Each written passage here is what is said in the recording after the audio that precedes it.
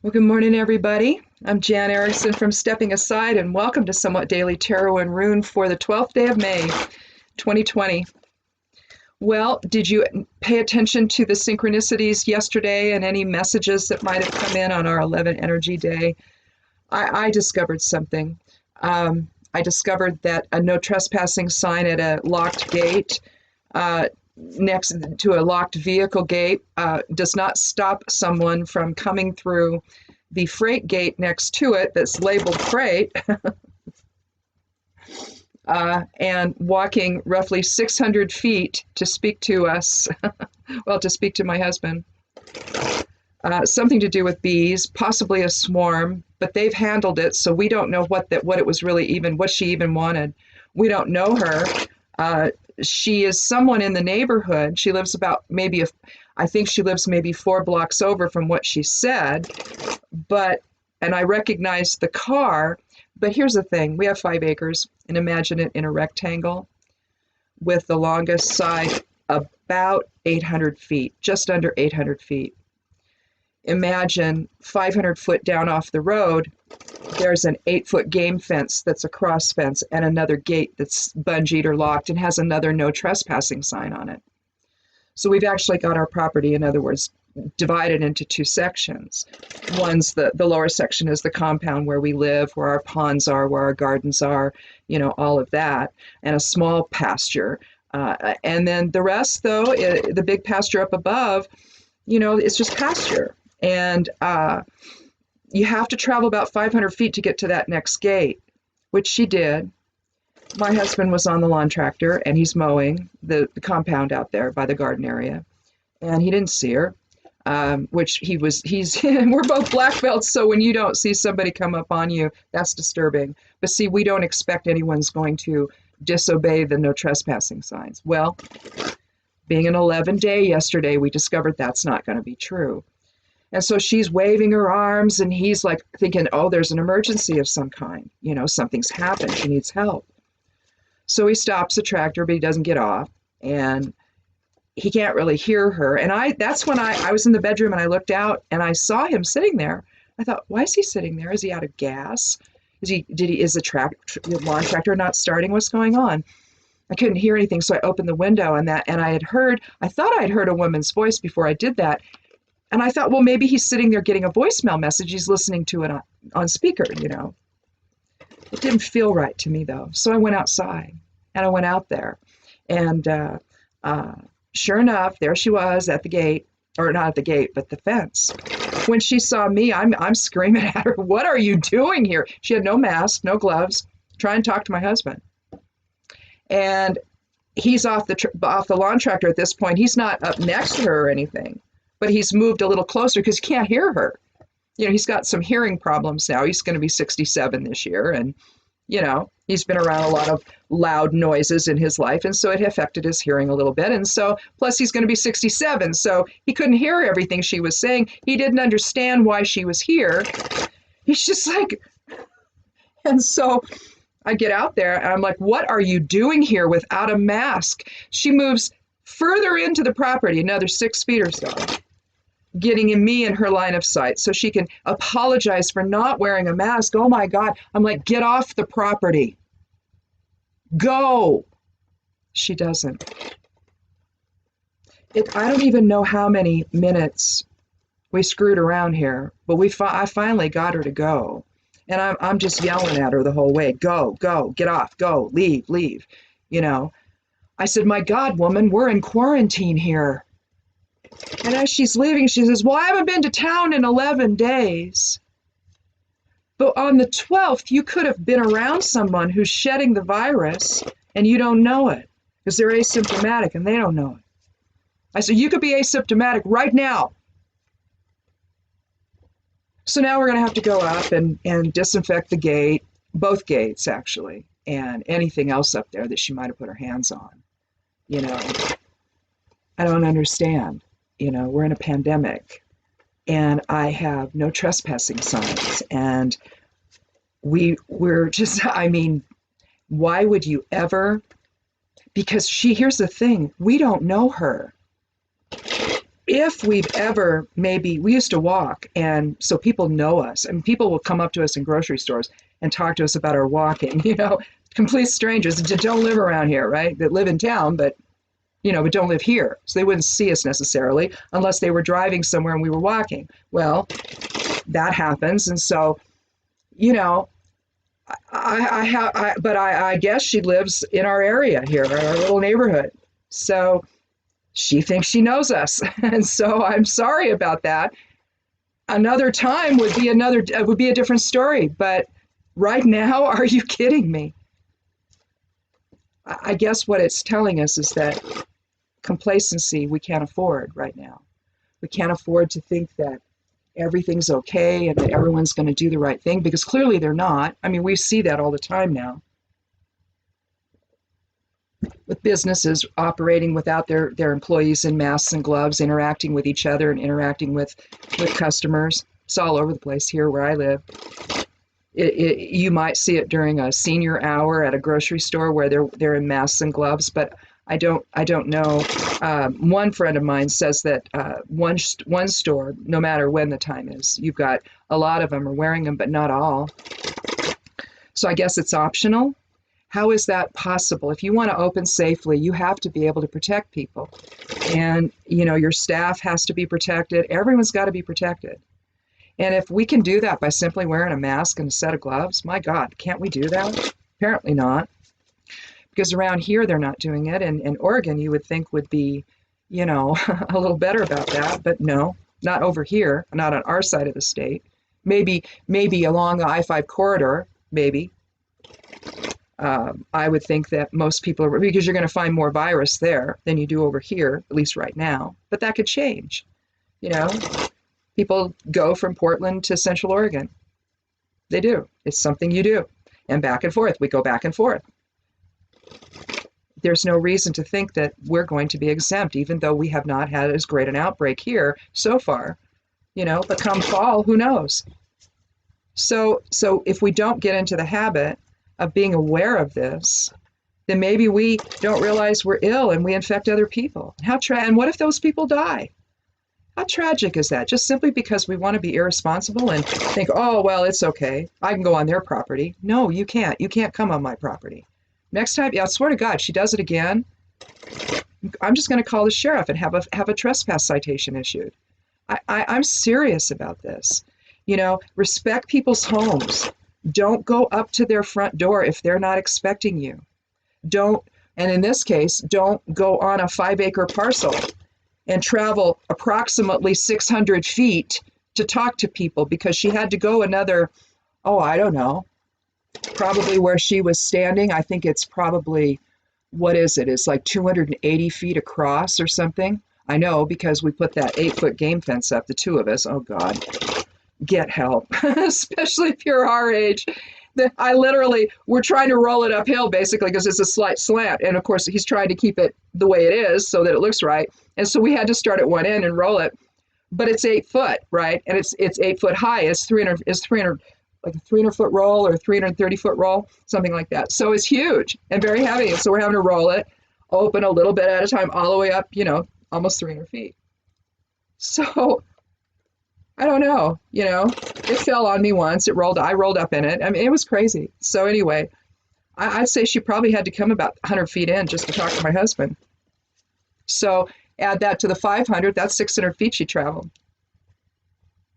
On property she's never been, with people she does never been introduced to, does not know our names. We don't know hers, during a pandemic. So there's your illumination for the day. It can happen. Be aware. And people are not thinking as time goes on, and maybe they all stay well or they think they're well at this point. They're not thinking. Things are getting relaxed and people are doing things they shouldn't be doing. So it makes no sense. You're putting other people at risk. Because if you can't think only of yourself in this, then for the love of all that is holy, please think of someone else, especially somebody with hair color like I have. Or children. Yeah, we got to worry about those kids. I don't know why anyone ever said we didn't have to worry about the kids. Because evidently now Dr. Fauci's indicating, yeah, no school in the fall either. So anyway, wow. Interesting, isn't it? Well, right now Saturn's in retrograde, so we're going to be rethinking a lot of things. I think as far as the astrology goes today, I'm just going to look at it from the standpoint of that. With Saturn in retrograde, we're going to be thinking about the restructuring of our lives and how we put things together and how we see things. The moon's in the 8th house of Aquarius at 8:39 here in a little while. Hasn't moved yet, but it's going to, so I went ahead and did it for that. So you're going to invest your time and resources wisely with others, continue to network and build associations, how things look going forward, especially how we work. A lot of us may be ending up working from home. A lot of things, education may be online and at home, and that's fine. We homeschooled. We pulled ours out my youngest was at the end of 4th, my oldest at the end of 7th. They're both gifted, and so we just thought, you know what, we didn't like what we were seeing. There was violence in the schools. Nobody was learning anything. It was ridiculous, and so they came home and finished it there and went on to college. So I'm going to tell you, it's very doable. It's not what you think. It doesn't have to be regimented unless that's what your child wants. It can be a really relaxed learning environment, and they do very, very well. So the kids will not be the issue. The issue will be the rest of it. And so you're going to see some restructuring going forward here. Sun trine Pluto, inner needs seem to be surfacing. Semi-square Chiron, self-expression could be challenging, although Moon trine Mercury, ideas are flowing. But Moon conjunct Saturn, again, it's a restructuring time, a slowing down, but from an inner perspective. Establishing new habits, especially if you have to start working from home. That's a transition, and you're going to have to learn how to do that. And Saturn's going to be in this retrograde for a little while. I don't remember when maybe it's September or something when it ends. I'll have to look. But so we're going to be working through some things for a while, and you need that time. So it might feel stodgy, but embrace it, because perceptions have been changing for a while now. We're having to relook at things. These folks that don't want to cooperate with the self-isolation and mask wearing and all of that. I mean, what did I read? That if 80% of us simply wore masks and gloves for like a month or two, this would contain things, and it would even contain it on behalf of the other 20% or some such thing. You just don't realize what you're doing when you view this as a personal sovereignty issue. You really are not. You're not preserving your own personal sovereignty in the process, because you're not preserving your health or anyone else's. No one's going to want to be around you too. That's going to be the other thing. When all is said and done, if you've behaved irresponsibly, that's going to be a tough one for people, I think. Another Saturn aspect, Mercury trine Saturn, create plans for new projects, and you have the focus now to see them through, and we're going to need to do that. There could be some major restructuring going forward. We don't know how the virus, if we've contracted it and gotten well from it, we don't know what the residual effect will be. Okay, we don't know. Maybe people will be just fine. People might have lung issues, though, that they're going to have to contend with. And so depending on what happens, we're still finding a lot of that out. And so that's a lot of what this Saturn retrograde will be about as well, is finding out what the truth is. Let me see. Yeah, I mean, Saturn 8th house Aquarius, joint interactions, financial, interpersonal, whatever, are reevaluated right now. Issues of life and death, all of that is having to be looked at right now. Funerals where you can't have a normal funeral now for people that you lose in this. You can't be there for them when it happens. You can't hold their hand. Lots of things are being restructured right now. So, I would just go with the flow on that and don't resist it. Pluto has changed from the 8th house to the 7th house, Capricorn. So here we'll be reevaluating our partnerships with complete honesty. Transformation, has to happen there. Perceptions are going to change. So again, consider yesterday in terms of something new you learned. For me, it was that we're not as safe on our no trespassing signed property as we thought. Well, I mean, I've always known that we're really not, but how much are you? I mean, you got to get things done during the day. You at some point you have to just trust nobody's going to come on your property without permission. Well, when you tell a FedEx driver to stop and drop the package right where he is, and he doesn't, he keeps coming for you, I'm going to tell you, things aren't right now in people's heads. They're not thinking right. So anyway, let's go ahead and get started with the reading. Again, I think that with Saturn doing what it's doing, the transformation that's also happening with the 22-year is definitely involving how we see things and how we structure our relationships and how we structure the very foundation of our lives. So this is just going to give us the energy to do that. So.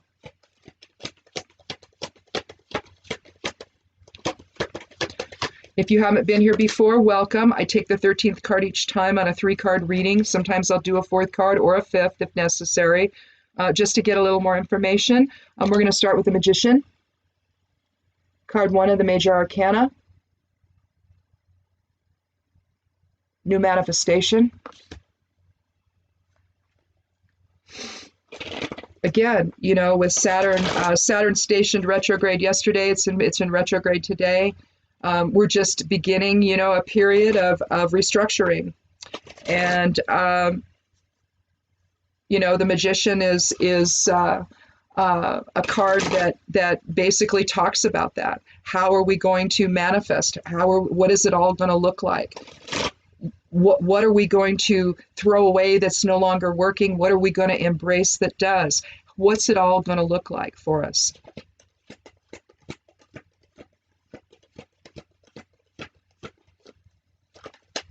There's going to be a lot of change between now and at least November when the election comes. And hopefully there'll be a change there so that we can actually have somebody that will actually send the equipment, the PPE supplies to where they need to go, that people can have adequate testing, that they understand the nature and why we have to self-isolate for just a short time, what could have been a short time, but oh no.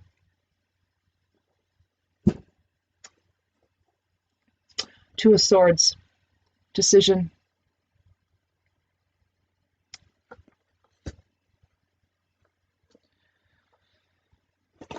And again, against the backdrop of Saturn in retrograde, Juno's still in retrograde. That involves interactions with others, partnerships. Again, we're looking at how those are going. When there's going to be more that are going to go into retrograde. Venus is going to go into it. What else? I forget. Pallas, the asteroid Pallas, that's going to go in retrograde here shortly. There's going to be a bunch of stuff in retrograde here in the next, couple of days or maybe the next week or so. If you look on correspondences and astrological information for the day, you can look at yesterday's. It'll have it for today too. I've been kind of doing a countdown on the retrograde stuff, because as things get closer to it, you start to see some things go in flux, things loosen up, basically. And that's the other part about retrograde. It's about the loosening of perception, the loosening of the way things have been, and so that you can reconsider things. So I think that the Two of Swords is likely, some kind of decision that we have to make as we're working through how things are, and are we happy with that? Or are we being forced to reconsider something else because of circumstances? They're structural in nature. Pandemics will certainly do that for you, won't they? Or at least we're finding out that they will.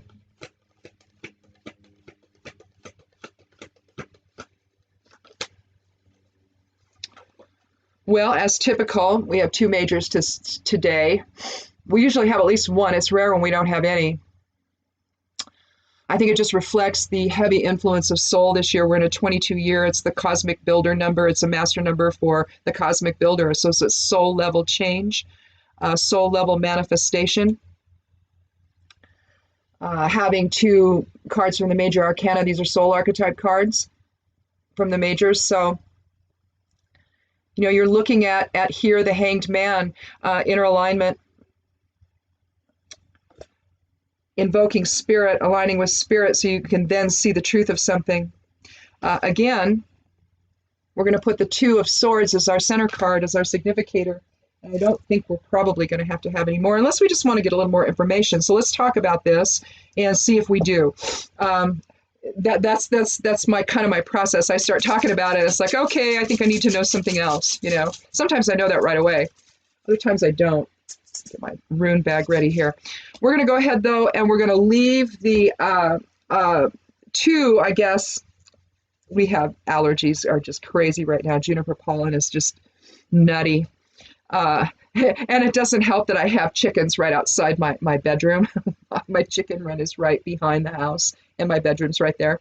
And so I have, oh Lord, and now we think two of the new babies are roosters. So I don't know. The Rhode one, if that's true, then we have a light Brahma that's a rooster, and we have a Rhode Island Red that's a rooster. So I don't know. We didn't really want any roosters, but that's what we have, I think. So anyway, we need to make a decision. Just like the lady who came on my property yesterday needs to make a decision that unless she wants to have a trespassing citation again to drive my point home, don't go on someone's property right now. Because I'll do that just so that she understands. If she can't get it through her head, right?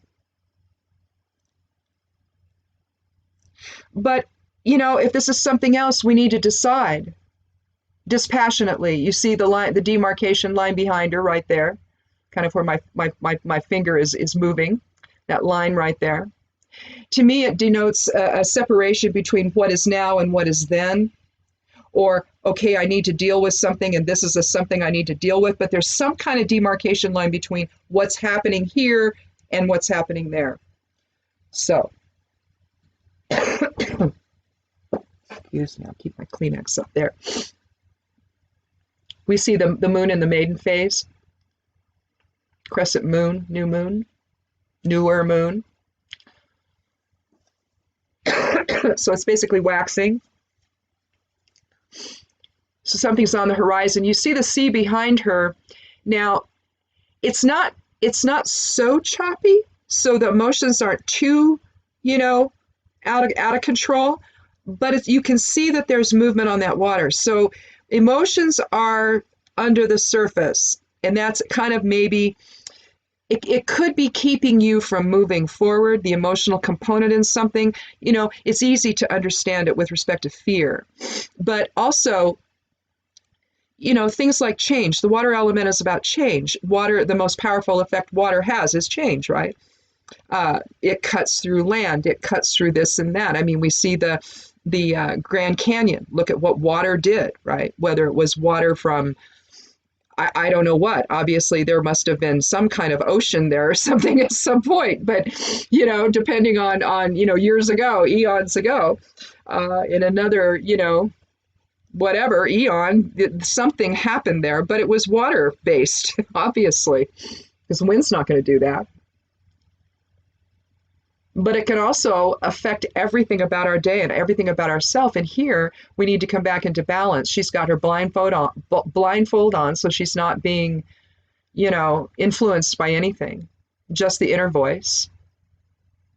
She's trying to keep everything in balance. Swords is the air element. It's about balance and reason and justice, decisions. She's dressed in white. She's on a simple stone seat of some kind. She's sitting fully upright, aligned in spirit, basically, and drawing that inner influence into whatever decision it is she has to make. You know, we can look at things from the standpoint of ego, or we can look at them from the standpoint of spirit, but we are spirit inhabiting these bodies. So why would we ever give control over to something that isn't going to necessarily have our best interests at heart? And that's really, I mean, if you want to look at the true nature of things here, the true nature of polarity, that's the true polarity. We think of it in terms of masculine and feminine polarity, which, you know, sure, that's a valid way of looking at it.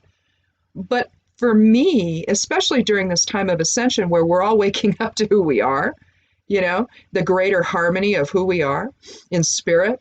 To me, it's just the time to understand that spirit is what should be driving the ship, which should be influencing the choices and perceptions. The choices we make and the perceptions we have should be coming from the standpoint of spirit. And so when I see the Two of Swords, that's what I see. And then when you have two cards from the major arcana, you have whatever we manifest. Well, we'll talk about the Magician first. You have a one energy, so a wholeness, unity, new beginnings. You see abundance above. You see he's as above, so below. He's holding a scroll in his right hand, the power of spirit, essentially, to influence the working that he's performing here. His left hand, his receptive hand, pointing to the earth. The right hand being positive, the left hand being negative, and not in terms of judgment or worth or anything like that. It's just the receptive presence draws you in. That's the feminine presence. The masculine presence is more push energy. And so I've talked about this, I don't know if I talked about it yesterday or I think it was. My husband is a Sagittarian and he's also a manifester, and he has a push energy, a push aura. Mine is an enveloping aura. So it's just one of those things. Each of us has an aura and it has a quality to it. Some of it's going to be receptive. Some of us will be receptive and drawing in. Others will be kind of pushy with it, and it's just the natural flow of things. And so with my husband, we have to be careful, since I'm empathic. If he's standing above me ranting about something or intense in any way at all, I'm going to feel that as energy and I'm going to be backing up. Now he's learned, as he's seeing me do this, he's learned to pay attention to that and go, uh-oh, and kind of, pull his body back a little bit, pull his energy back a little bit, so that he's not bombarding me, because that's how it feels. It feels like you open a hot oven and the heat comes out and blasts you, and you have to stand back. That's how you react. That's how I react when he does that. So, for those people that are sensitive and have that experience, that's what's happening. Okay, it's just an energetic thing. Where likely you have an enveloping energy that's going to draw that in even more, and the other person has a push energy, and it's just the ebb and flow of how it is. So, but here you see all of his tools on the table, reflecting air, fire, water, and earth. You see the abundance he's creating below, the lilies and the roses, the purity of expression. You see the lemniscate above his head, indicating the cycles of life, of birth and death, and doing it all over again.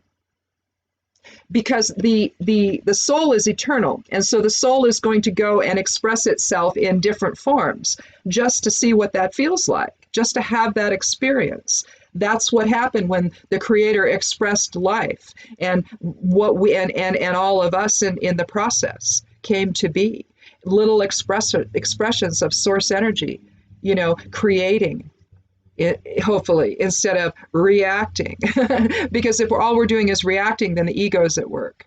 And the ego is not going to see the bigger picture. The ego is going to see everything in terms of separation and division and reflect what we have right now. Because if we're not living in harmony and collective unity on dealing with this pandemic, why do you think that is? It's because ego has run amok and is preventing people from seeing the truth, the bigger picture of what this is. Instead, it becomes a conspiracy thing. Well, you know what? If we find out that's what it was when all is said and done, fine, let's deal with it then. Right now, can we just survive it? Can we just do that? There's time to figure out who did what, when, why, where, and how. There's time for that. What there isn't time for is survival. I don't know. So as we're manifesting in terms of this decision, we're going to align in source presence. A 12 card aligning with a 12 day, a 3 energy, 3 numerology, mind, body, spirit balance. You see a series of threes here. 1, 2, 3. 1, 2, 3. 1, 2, 3.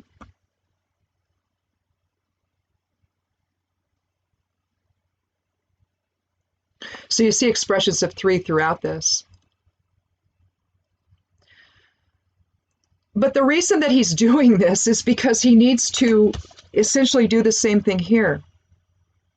Find some alignment, find some inner alignment, listen to the voice of spirit to try to figure out what the heck to do. You know, with respect to, you know, the issue yesterday on our property, you know, we'll just be more vigilant, unfortunately. You know, we're already on alert, but we're obviously going to have to be a little more watchful to keep people off the property. She could have, not getting my husband's attention, gone back to that gate that was just bungeed, and because it wasn't locked. We have irrigation right now, Monday through Thursday, so we leave that unlocked, you know. Otherwise, it's locked with a padlock. But right now it's not, so that we can easily go through to change our water, you know. And so basically, she could have come through and come onto the property right up next to him, and then we really would have had an issue.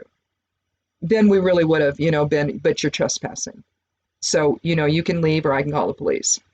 So, I mean, that's really, really what, you know, we're having to figure out here. How are we going to negotiate this so that we stay alive? And, you know, if we have to go within, which we're going to have to do, and figure it out during this Saturn time of retrograde, you know, when Saturn's in retrograde, this is the time to do it, to bring everything into some kind of focus so that you understand what's going on and make the necessary corrections in order that you can proceed. You know, how some people may be able to go back to work. Maybe they're still working, say it's a grocery store, no matter, you know, in what capacity they're doing it in, you know, how safely or not, doesn't matter at this point. Maybe you're still working in the same place. So great. But there may be structural changes within that going forward that we're going to have to face up to. That's the other thing of Saturn retrograde. We have to use this time to face up to some truth, and very uncomfortable truth, that we've got a percentage of the people that aren't helping, and we need them to. We need everybody on the same page here so that we can, you know, life can get back to normal. Now, it may not look like it does, you know, before this all started, but it doesn't mean that it can't turn into something better. You know, the whole idea of when one door opens, another one, or one door closes, another one opens. Well, what if it's that we're experiencing? Let's look at the rune, though, and see what it has to say. You know, this could be something that ignites something so much better for the world. And so I don't know why we would want to not embrace it. Well, we have Hagalaz, the 9th rune of the Elder Futhark, known as the Witch rune, Hela's rune. And one of the 3 Norn runes we have, let's see, Hagalaz, Nathis, and Isa, the 9th, 10th, and 11th runes of the Elder Futhark. But here we have transformation within a fixed framework. Think spell work. When a witch casts a spell, it's within a specific boundary. Whether you're doing, say, a spell within a cauldron, a spell within maybe a bowl of water, a spell on a plate, maybe encircled with salt, you're doing the working within a specific framework or boundary. Okay, so it's destruction in preparation for change, but it's not throwing everything away. And you could look upon Saturn in retrograde in the same way as Hagalaz, where you're really simply trying to find another way here, that what is going on is not working. And so now you have to do a little bit more than just maybe tweak it a little bit. It's going to take some major restructuring here, but within a fixed framework, within established boundaries, so that everybody knows what the goal is, so that we can all get on board with it. And once you do that, then wonderfully transformative things happen. So Hagalaz isn't about just blowing things out of the water for the sake of blowing things out of the water. It's because the witch understands that, you know what, something is wrong here, and acting on behalf of Goddess, the witch begins to set things right. At least establishing the framework for right thinking and right behavior. From there, it's up to the rest of us to manifest through the magician what we want that to look like, paying attention to the voice of spirit to enlighten that whole path and to enlighten that whole decision-making process. So, again, I think that, energy-wise, I think that Hagalaz is really, a rune of Saturn in retrograde. Well, we have Fortuna Minor as the geomancy rune, and I'll draw that out for you. That's going to be small progress, baby steps. Fortuna Major would be, great, profit or great success or something. So Fortuna Minor, the opposite of that or the complement of that, just means, maybe progress along the path,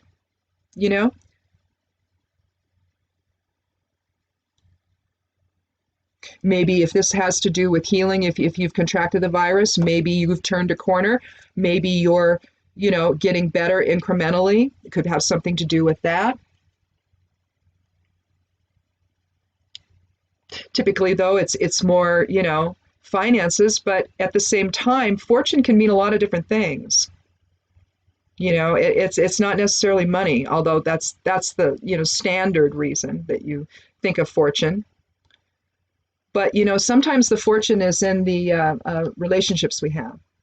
And in this 22-year, I think that's what we're really looking at when we're looking at a restructuring of our interactions with one another.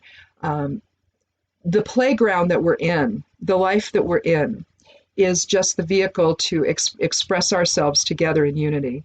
Now, for whatever reason, that was sort of taken out of us, and we forgot what we really are to one another. And it's become patriarchal. It's become a system of either or, of us versus them, all that sort of expression of polarity that doesn't reflect the true nature of who we are. And so instead of letting the frequency rise so that we understand that we are actually souls and that we need to be, seeing the world from that sort of soul vision or source vision, instead, we view it through the eyes of the ego, and we are always at these loggerheads with one another instead of understanding that we go forward together in shared purpose. It doesn't mean that there won't be the spark of innovation and all of that. There's always going to be someone saying, "But what if we did it this way?" And instead of viewing that person as the person upsetting the apple cart, we could look at them and say, "Let's consider what you just said." And then if it makes sense, then maybe we can incorporate that into what we're doing or change to that or whatever. So that's how innovation happens, when you still are on the same path. Does it mean we like each other all the time? No, we don't have to, as long as we stay on the same path. As long as we agree to not interfere with one another's health and safety in the process, right? Because that's what's happening right now. We're being interfered with, and it's by an outside force that these people are listening to, namely the guy in the Oval Office who's not, I don't know what's wrong with him. The display yesterday in the Oval, in the Rose Garden with the reporters, especially at the very end, the display, his inability to understand questions, his inability to answer questions effectively. Something is going terribly haywire there. What you saw, yesterday is not normal. It's not rational. To have a well, I'm going to say it, the way they had the microphone down on the ground about, few feet high up off the ground, the big boom microphone pointing this way. Everyone had to get down and bow down to the microphone just to be able to speak. That was a measure of control. Not to mention another kind of symbol, if you think about it. Think about it, because that's what's happening at these press briefings. They should not have bowed down to that microphone. None of them should have. But what he did to those women at the end when he stormed off, because they weren't going to let up, and nor should they. It's remarkable. So something is wrong here, and we have to come to terms with it. And I don't know what else you do. So in any event, I guess that's it. Pay attention. That was another moment of illumination yesterday, that press conference. And I only saw clips from it because I don't watch them. But I think that something is happening to him that is progressive, and he's not going to be able to, he's not making any sense, basically. It doesn't make any sense. And so I think that we're going to unfortunately see more of that. And then there may just come a point where we don't see him anymore. All right. Or we see him in a very limited fashion. So they'll keep him from us, is what they'll do. If what doctors are suggesting is happening, then I would venture to guess that's what they'll try to do. They'll try to keep it from the public, from the people, so that they can stay in power. The deception alone, the two of one last thing about the Two of Swords. We can also talk about deception here with this card. You have to turn your back to deception and to dishonesty and the emotional machinations of somebody that is not well and not fit enough to be leading something like this. And know what you know the truth that you know. It's not something that is difficult to figure out, but sometimes it's difficult to believe the truth of what's happening. And so Maya Angelou told Oprah one time, when people tell you who they are, believe them the first time. We need to believe what we're seeing. If you aren't going to protect people, you have to ask yourself why. Why isn't he doing that? Why isn't he protecting the states? Why isn't he sending the supplies to the places that need it? Why isn't he moving heaven and earth to make sure that we survive this? Why is he doing everything the opposite? Why do Doctors Without Borders have to now go to the Navajo Nation? Because that's what's happening. Why, when one tribe asks for PPE supplies, do they get sent a box of body bags only? Why did they get that when they asked for ventilators and masks and things like that and test kits? That they get a box of body bags. Ask yourself why that's happening. And don't fear the truth of it. We have to understand what's happening to us. And yes, it's exactly what you think. So pay attention. Pay very, very close attention. Protect yourself. Do whatever it takes to make that happen, because you may be the only one who's doing it for yourself. If you don't have the federal government helping with this, if they are doing everything in their power to sabotage, you better be asking why. Especially if you're losing loved ones in the process, because they didn't need to die. See? Yeah, it's as bad as we think. So, I don't know what to say, really. Pay attention. Stay in alignment. Keep your frequency high. Survive these people, because it's not just the virus. It's these people we have to survive now. These people that are making stupid decisions on our behalf and hurting the entire country in the process. So, all too open an economy. If they had simply protected the people right away, we likely would have been past this now. And we could have been opening the economy very safely, protected, everybody on the same page. But no, these aren't issues of freedom. But I guarantee you in the future it will be, when we don't have the freedom to go because our health is so bad, because we didn't pay attention and we didn't try to get ahead of something. So yeah, it will ultimately be an issue of freedom. It just isn't right now. That's an issue of ego, not an issue of spirit. So spirit says survive. Spirit says unite. Spirit says go forward in shared purpose. Ego says No, I want to get a haircut. I want to go to the beach. I want to go cram into an eatery with 200 other people. Yeah, I want to do those things too. I just can't right now. I don't know. Make a decision. Anyway, come back tomorrow. Click subscribe. I'd love you to do that. And check out the blog over at imsteppingaside.com. It's called Stepping Aside. I also have a Patreon account if you want to follow me over there. That's a paid site, though. So you have to, I just do donations, though. I don't have tiers set up. So I do publish over there. I also publish on Medium. So you want to see my stuff over there, that's there too. Some stuff I do just on Medium, and I don't, it's not cross-posted, although some stuff I do. But you know, hang in there. Stay safe, stay protected, and come back tomorrow. Be good to yourself, be good to one another, and blessed be.